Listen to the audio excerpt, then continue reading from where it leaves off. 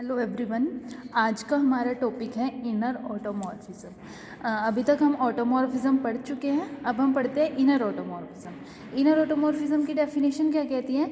Late G be a group and a belongs to G. G एक group है, ए उसका कोई एलिमेंट है, तब हम एक मैपिंग डिफाइन करेंगे। मैपिंग हमारे पास प्रॉपर किस फॉर्म की है? T a G to G defined as T A x is equals to a inverse x a. ठीक है, जब आपके पास इस तरह की कोई मैपिंग डिफाइन हो जिसकी सबस्क्रिप्ट में ए लगा हो और जो सबस्क्रिप्ट में एलिमेंट होता है उसका इनवर्स इनटू जो ब्रैकेट में एलिमेंट है एक्स और जो सबस्क्रिप्ट का एलिमेंट है ए।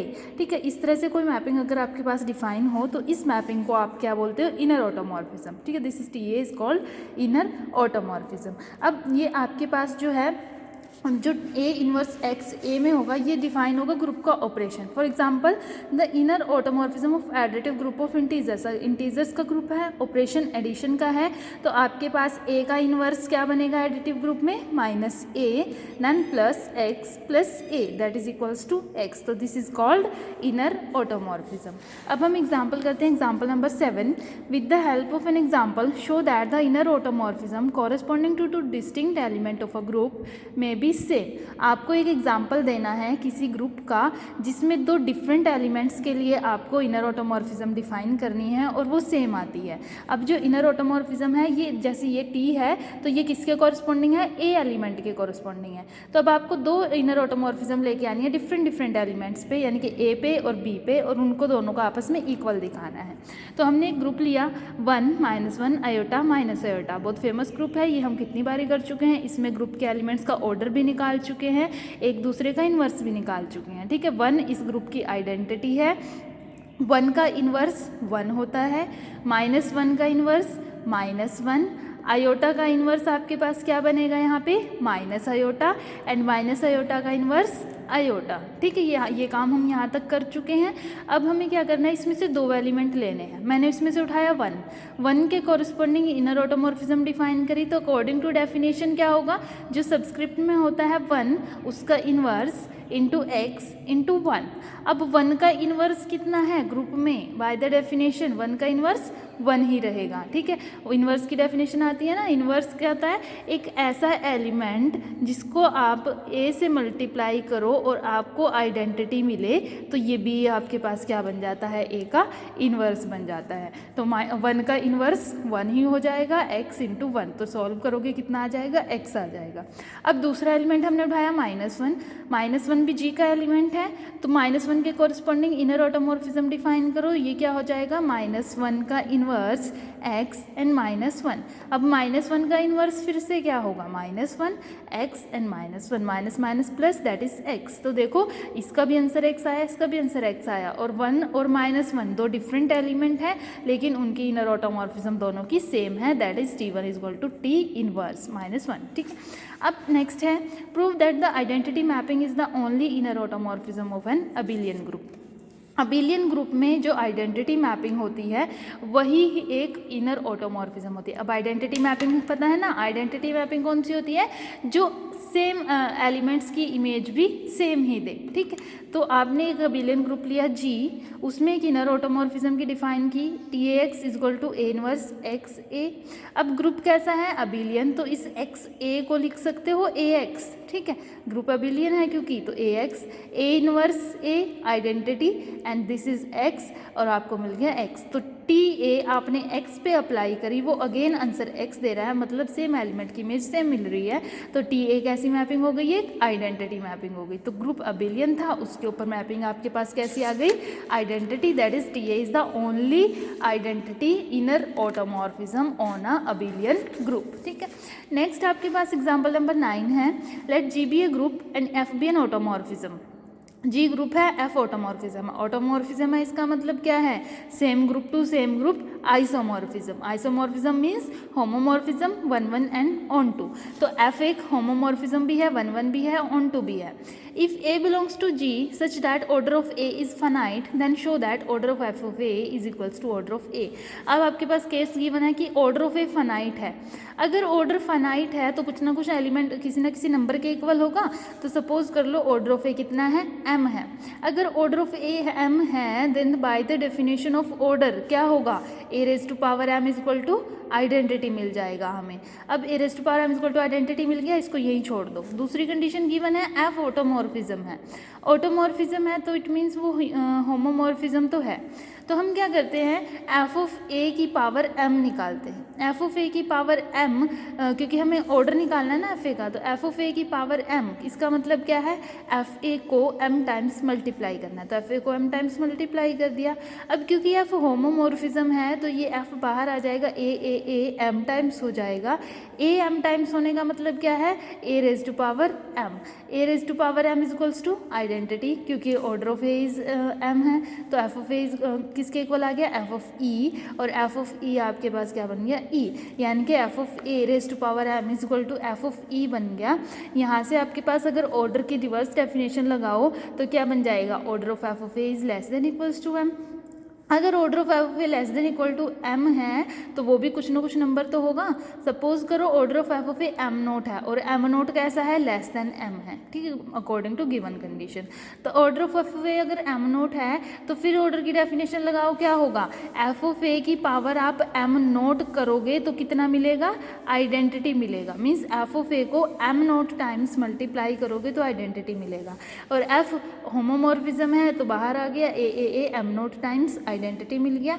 ये क्या हो जाएगा, ए की power m not is equal to identity and identity is equals to F of e. यहाँ से कंपेयर किया तो क्योंकि f 1 1 भी है, ऑटोमॉर्फिज्म है तो 1 1 होगा, 1 1 है तो अगर इमेजेस इक्वल है तो एलिमेंट्स भी इक्वल आएंगे। A raise to power m not is equals to identity आ गया। यहाँ से क्या हुआ कि order of A is less than equals to m not by the definition of order. But ये तो पॉसिबल नहीं है क्योंकि ऑर्डर ऑफ ए तो कितना है, m, और अगर ये लेस देन m नोट आ रहा है, m नोट तो m से भी छोटा है, इट मीन्स ये तो पॉसिबल हो ही नहीं सकता। तो क्या हुआ, कॉन्ट्राडिक्शन क्यों आई, क्योंकि हमने सपोज किया कि ऑर्डर ऑफ एफ ऑफ ए जो है वो m से छोटा है। तो it means order of F of a m से छोटा नहीं है, order of F A m ही है और a का भी ऑर्डर m है, तो दोनों का ऑर्डर क्या आ गया आपके पास, इक्वल आ गया।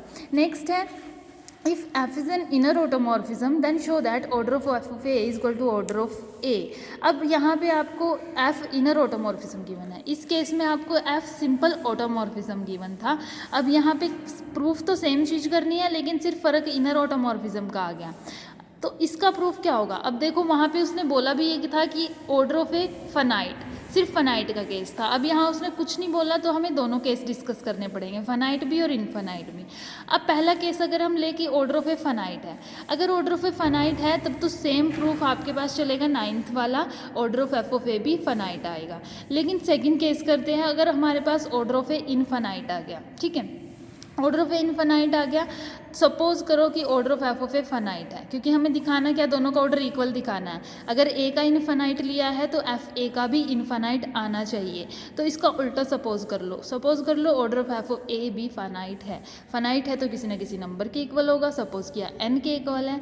अगर order of F of a n है then by the definition of order f of a whole raise to power n कितना बनेगा, आइडेंटिटी बनेगा। ठीक है, अगर f of a whole raise to power n identity है, इसका मतलब क्या होगा, एफ ए को n टाइम्स मल्टीप्लाई करने पर आइडेंटिटी मिल रहा है। एफ ए को n टाइम्स मल्टीप्लाई करने पर आइडेंटिटी मिल रहा है और एफ एक होमोमॉर्फिज्म है तो एफ सारे से बाहर आ जाएगा, ए n टाइम्स हो जाएगा और ए n टाइम्स होने का मतलब a raise to power n that is equals to f e. और एफ क्योंकि ऑटोमॉर्फिज्म भी है, इनर ऑटोमॉर्फिज्म है तो एफ 1 1 होगा, इमेजेस सेम तो एलिमेंट सेम आएंगे। A raise to power n is equal to identity. A raise to power n identity आने का मतलब है कि order of A is less than equals to n. ठीक है, ये इसका मतलब क्या हुआ कि ए का ऑर्डर फाइनाइट हो गया। ये तो कॉन्ट्राडिक्शन हो गई।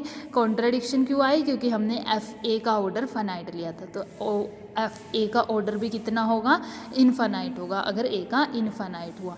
अब इसी में आगे आपको ये प्रूव करना है कि order of b inverse a b is equal to order A.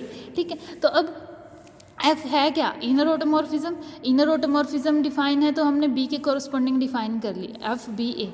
Definition क्या कहती है, जो सब्सक्रिप्ट होती है उसका inverse into a into again b. ठीक, ऑर्डर निकाला दोनों साइड ऑर्डर अप्लाई कर दिया। तो यहाँ से देखो order of f b a is equals to order of b inverse a b आ गया, और एफ बी का ऑर्डर यानी कि इनर ऑटोमॉर्फिज्म का ऑर्डर ए के इक्वल है। ये भी हम प्रूफ करके आए हैं कि जो इनर ऑटोमॉर्फिज्म है उसका ऑर्डर ए के इक्वल होता है। तो ये वाली चीज़ पूरी ऑर्डर ए के इक्वल होगी, और यही आपको यहाँ से प्रूव करना था कि order of A is equals to order of b inverse a b. अब आ जाओ नेक्स्ट एग्जाम्पल पे। नेक्स्ट एग्जाम्पल है कि a be fixed element of a group G, then the mapping this defined as d x is equal to a inverse x a is an automorphism of G. अब आपके पास ये एक inner automorphism की definition है ना, ठीक है। तो ये इनर ऑटोमॉर्फिज्म की डेफिनेशन है, इसको आपको ऑटोमॉर्फिज्म प्रूव करना है, या फिर आप कह सकते हो कि हर एक इनर ऑटोमॉर्फिज्म जो है वो ऑटोमॉर्फिज्म होती है। तो टी ए एक इनर ऑटोमॉर्फिज्म गिवन है, आपको इसको ऑटोमॉर्फिज्म शो करना है। तो ऑटोमॉर्फिज्म के लिए क्या क्या शो करते हैं, होमोमॉर्फिज्म शो करना है, वन वन शो करना है और ऑन टू शो करना है।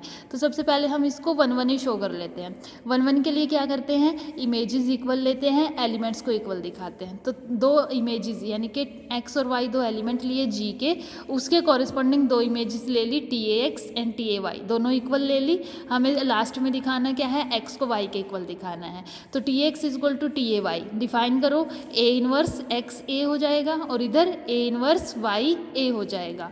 Pre multiply both side by a, तो आपके पास a inverse identity x a inverse y a. Post multiply by a inverse, post multiply by a inverse करेंगे तो x is equal to y बन जाएगा, यानी कि टी ए कैसा बन गया, वन वन बन गया।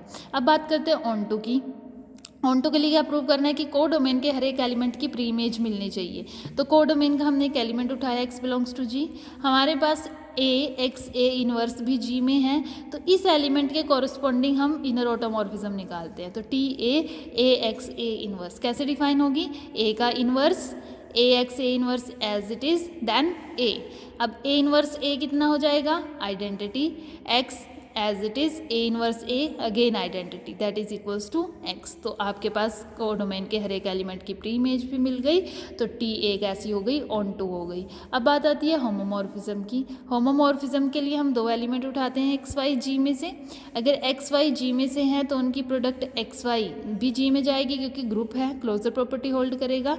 तो टी ए एक्स वाई निकाल लो, क्या बनेगा, ए इनवर्स एक्स वाई ए, ये हो गया ए इनवर्स एक्स वाई ए, या that is a inverse x. अब बीच में क्या किया हमने, क्योंकि यहाँ अगर आप देखो ए इनवर्स एक्स ये आइडेंटिटी वाई ए, इससे कोई फ़र्क नहीं पड़ता आइडेंटिटी से।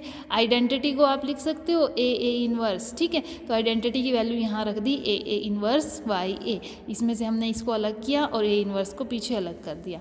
ये अगर आप देखो तो ये किसकी वैल्यू है, टी ए एक्स की वैल्यू है, और ये किसकी बनेगी, बीच में वाई एलिमेंट आ गया तो टी ए वाई की वैल्यू बन जाएगी। तो T A X Y equal to हो जाएगा T A X T A Y, that is T A is an homomorphism बन गई। होमोमॉर्फिज्म बन गई, वन वन बन गई, ऑन टू बन गई, तो आपके पास टी ए कैसी हो जाएगी, ऑटोमॉर्फिज्म हो जाएगी। Next example number 12, if H is a subgroup of group G and F is an automorphism, show that F of H, this is equals to FH, H belongs to capital H, then prove that FH is a subgroup of G। देखो आपके पास एक set define है F of capital H, कैसे element है उसमें, इस type के element है, F of small h type के, और ये स्मॉल h सारे के सारे कैपिटल H से हैं। आपको ये प्रूव करना है कि ये सब ग्रुप बनता है। देखो अगर सब ग्रुप प्रूव करना हो तो मैंने आपको थ्योरम कराई है किसी भी ग्रुप को सब ग्रुप प्रूव करने के लिए, किसी भी सेट को, कि एक तो सबसे पहली बात वो नॉन एम्प्टी होना चाहिए। दूसरा, अगर उसमें से हम दो एलिमेंट उठाएं ए बी, तो ए बी इन्वर्स भी उसी में जाना चाहिए, ठीक है। तो उसी का यूज़ करते हैं यहाँ पे। सबसे पहले इसको नॉन एम्प्टी दिखाते हैं।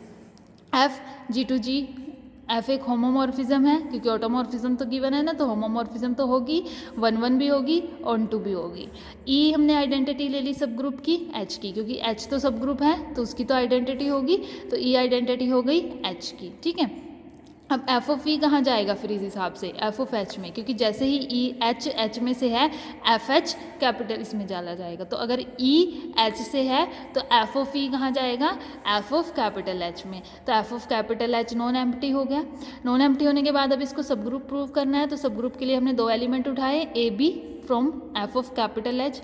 अगर a b f of capital H के एलिमेंट हैं but f of capital H में सारे एलिमेंट इस फॉर्म के हैं तो ए और बी भी इसी फॉर्म के होंगे। तो ए किस फॉर्म का होगा, एफ एच वन, बी किस फॉर्म का होगा, F H two, where H one and H two from capital H. ठीक है, therefore there exist H one H two belongs to capital H such that A is equal to F H one and B is equal to F H to.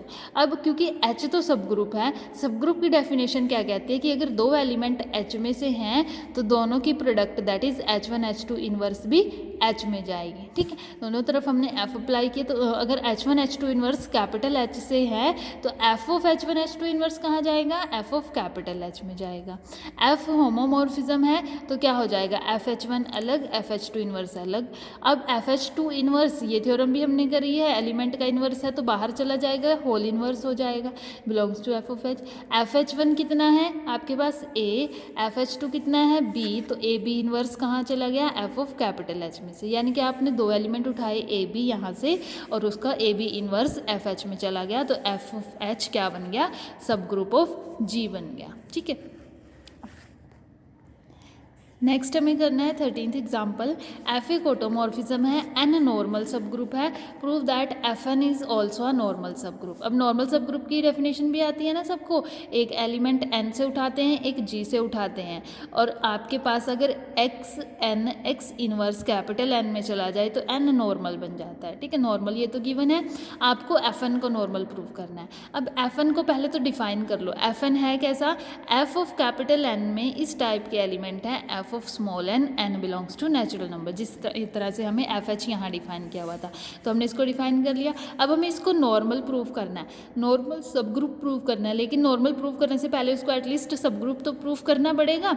सब group कैसे prove करेंगे, जैसे हमने यहाँ पे किया है। ठीक है, तो सब ग्रुप के लिए हम दो एलिमेंट उठाएंगे ए बी और उसका A B inverse F N में लेके जाएंगे तो ये सब ग्रुप हो जाएगा। तो सब ग्रुप वाला केस तो सेम एज इट इज़ जैसे आपने 12th एग्जाम्पल किया है वैसे होगा, तो ये सब ग्रुप आप खुद से प्रूव करोगे। हम सिर्फ करते हैं नॉर्मल की बात। अब नॉर्मल एफ एन सब ग्रुप बन गया। ठीक है, तो नॉर्मल के लिए सबसे पहले तो देखो, क्योंकि फंक्शन जो है वो ऑन टू फंक्शन है, क्योंकि ऑटोमॉर्फिज्म गिवन है, ऑटोमॉर्फिज्म है तो ऑन टू तो होगा ही। ऑन टू है तो कोडोमेन के हर एक एलिमेंट के लिए एक प्रीइमेज एग्जिस्ट करेगी। Therefore for x belongs to G x is equal to f y where y belongs to G. अब हमें प्रूव करना है एफ एन को नॉर्मल, तो जिसको नॉर्मल प्रूव करना होता है वहाँ से एक एलिमेंट उठाते हैं। तो के उठा लिया एफ एन से, तो के एफ एन से है तो एफ एन के एलिमेंट्स किस फॉर्म के हैं, F of small N form के हैं, तो के की फॉर्म भी कैसी होगी, F of small N type की आपके पास फॉर्म होगी। ठीक है, अब इसके बाद करना क्या होता है, एक ग्रुप का एलिमेंट जिसका हमें नॉर्मल सब ग्रुप प्रूव करना है, इसका नॉर्मल सब ग्रुप प्रूव करना है, तो एक इसका एलिमेंट, एक इसका एलिमेंट एंड अगेन इसके एलिमेंट का इन्वर्स दैट इज एक्स के एक्स इन्वर्स। अगर ये पूरा एलिमेंट एफ एन में चला जाए तो एफ एन नॉर्मल हो जाएगा। अब एक्स की वैल्यू एफ वाई, के की F N and F Y whole inverse. F Y whole inverse according to definition या अकॉर्डिंग टू थ्योरम आपके पास इनवर्स अंदर आ जाएगा, एफ वाई इनवर्स बन जाएगा। क्योंकि एफ होमोमॉर्फिज्म है तो एफ बाहर आ जाएगा, बनेगा वाई एन वाई इनवर्स। ठीक है, तो एक्स के एक्स इनवर्स किस टाइप का हो गया, F of Y N Y inverse type का हो गया। और इस टाइप के जितने भी एलिमेंट्स हैं वो कहाँ पड़े हैं, वो सारे के सारे आपके पास क्योंकि n तो नॉर्मल सब ग्रुप है, नॉर्मल सब ग्रुप है तो आपके पास क्या होगा, ये ग्रुप का एलिमेंट है y, g का एलिमेंट n, कैपिटल N का एलिमेंट, तो ग्रुप के एलिमेंट और उसका n का एलिमेंट और फिर ग्रुप के एलिमेंट का इन्वर्स कहाँ चला गया, n में चला जाएगा, क्योंकि n तो कैसा है, नॉर्मल है। तो अगर ये नॉर्मल एलिमेंट है, ये n का एलिमेंट है, तो f ऑफ ये टोटल किसका एलिमेंट हो जाएगा, f ऑफ कैपिटल N का। इसका मतलब x के x इन्वर्स इसका एलिमेंट बन जाएगा f ऑफ n का। तो अगर x के x इन्वर्स f n का एलिमेंट है, इसका मतलब f ऑफ n कैसा हो जाएगा, नॉर्मल सब ग्रुप हो जाएगा जी का। ठीक है, तो पहले इसको सब ग्रुप प्रूव करेंगे फिर इसको नॉर्मल प्रूव करेंगे। तो यहाँ तक इस लेक्चर में अगर किसी को कोई भी डाउट आता है तो वो गूगल मीट के थ्रू पूछ सकते हैं।